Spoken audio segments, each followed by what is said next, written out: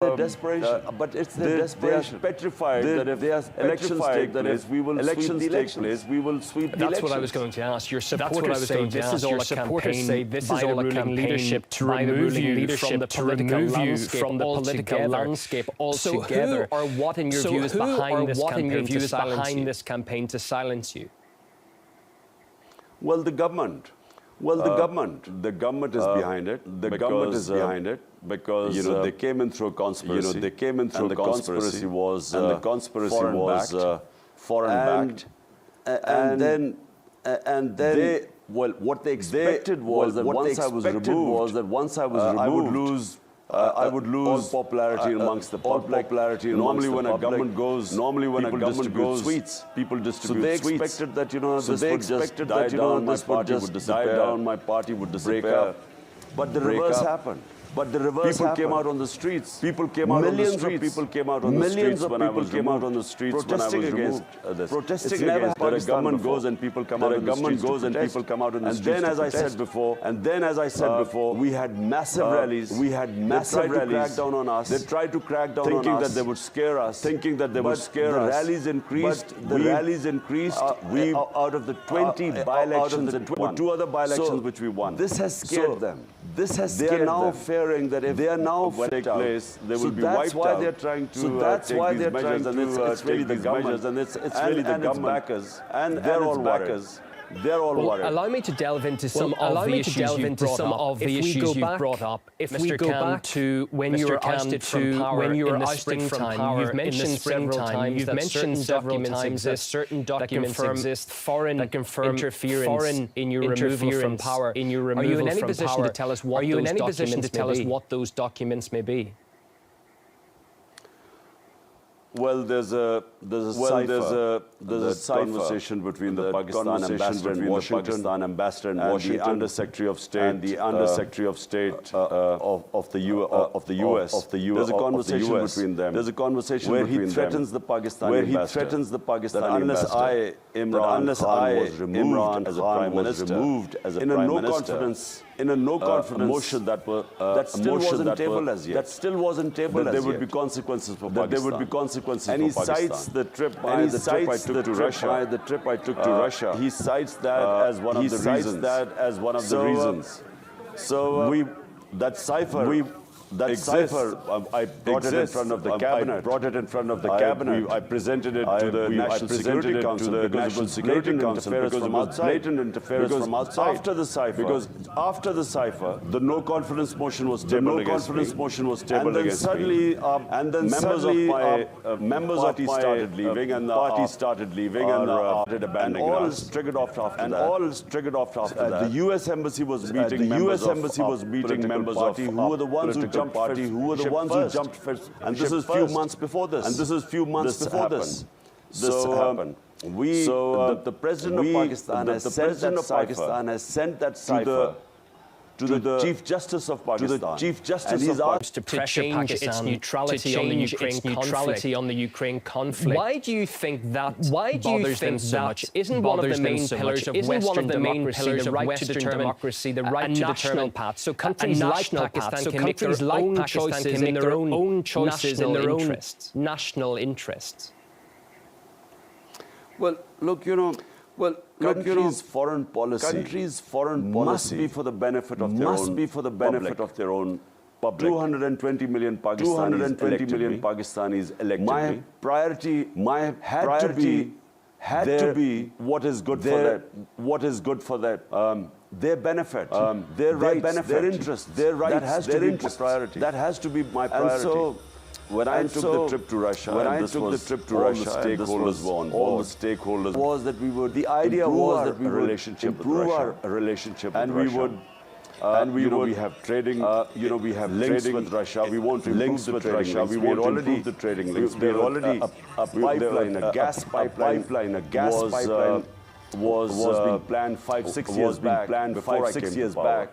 So we wanted to cement that contract, and then we wanted to buy cheaper oil from Russia, as well as wheat as well as wheat. We have to buy about 2 million. We have to buy about 2 million. There's a shortage of wheat. There's a shortage. But more importantly, when the commodity super cycle was taking place, when the energy prices were sky high, we wanted to buy cheaper Russian oil. India is buying 30 to 40% rate oil from Russia. So we want to do the same. So we want to do the same. 100 million Pakistanis are vulnerable. 50 million below the poverty line. 50 million below the poverty line. Just above the poverty line. 50 million just above the poverty line. When the prices go up, when inflation bites, in Western countries, they only have a drop in their standard of living.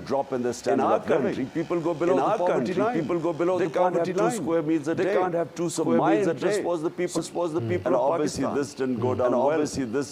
Just a couple more points on that. Just a couple more countries are trying to isolate Moscow and make it a pariah. But the outcomes, I would suggest, are pretty negative for everyone involved. When you sanction a country like Russia, the energy crisis in Europe now proves the point. Is that fair towards Russia? And why does the West attempt to drag Pakistan into this?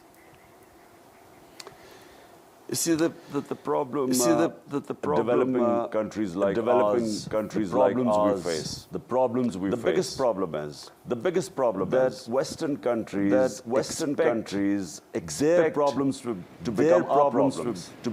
So this is basically it's not Pakistan's problem. It's not Pakistan's problem.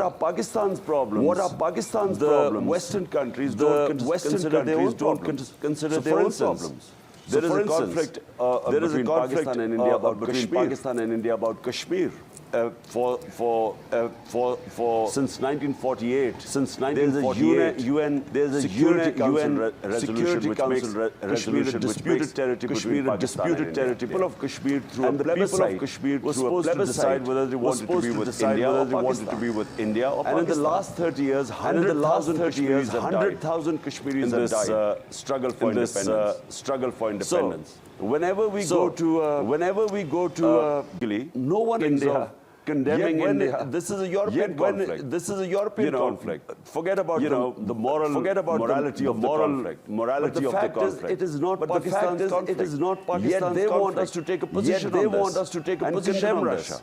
And condemn Russia. My point is that condemning Russia, you have to condemn countries on moral issues. We don't have that luxury.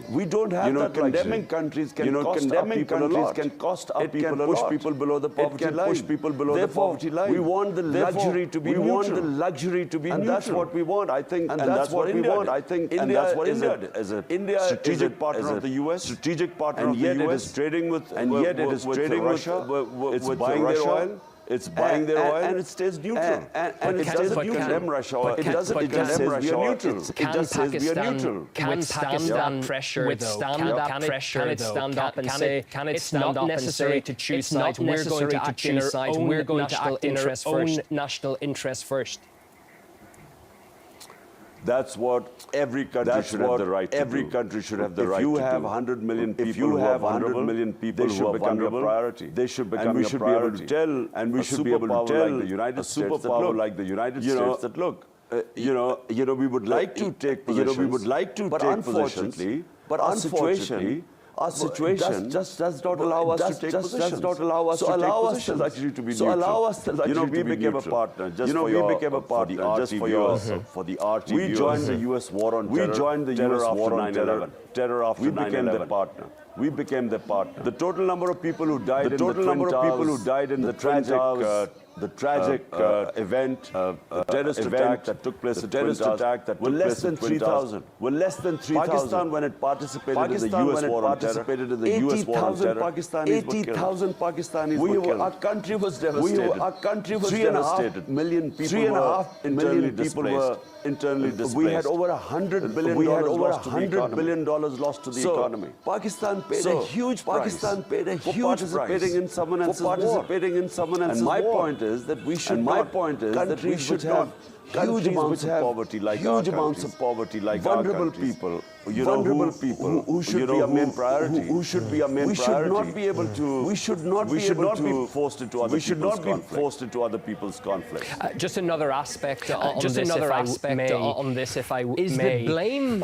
Is the blame on Russia essentially for all of the world's energy woes right now a little too convenient, seeing as we've just come through 2 years of extreme COVID lockdowns, you of course saw that at first hand being Pakistan Prime Minister during all that time. So what? Sorry, what did you want me to ask? Sorry, what did you want me to ask? The fact that the West is blaming Russia for all of the energy woes around the world right now. Is that a little bit too convenient? Is that a little bit too convenient? You see, frankly, I don't believe resolving issues through conflict. There are two sides of the argument in this Ukraine-Russia conflict. In the Ukraine-Russia conflict, when I met President Putin, he talked about security. He talked about security which was his biggest issue, and that's why issue. And that's why he gave all the reasons how he gave all the reasons how he sent signals and warnings, understandings with Western leaders about why for Russia to have a zone which was demilitarized, a zone which was demilitarized. And on the other hand, the Western view is very simple. They think that there's aggression. I have always inherently believed military solutions are always counterproductive, because I always believe that you go into a conflict to resolve one issue, and then a military intervention leads to other issues.